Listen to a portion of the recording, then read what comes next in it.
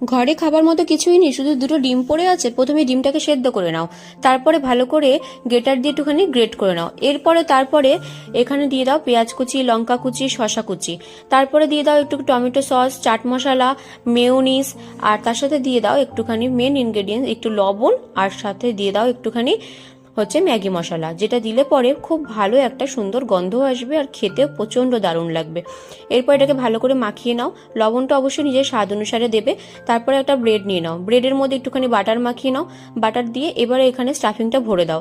ভরে দিয়ে এবার এটাকে কড়াইয়ের মধ্যে দিয়ে দাও, আর প্যানের মধ্যে একটুখানি ব্রেডের সাথে বাটারটা লাগিয়ে নাও। ব্যাস, ভালো করে এপিট ওপিট করে ভেজে নাও। কেমন হলো আজকের এই দারুণ স্বাদের এগ স্যান্ডউইচটা?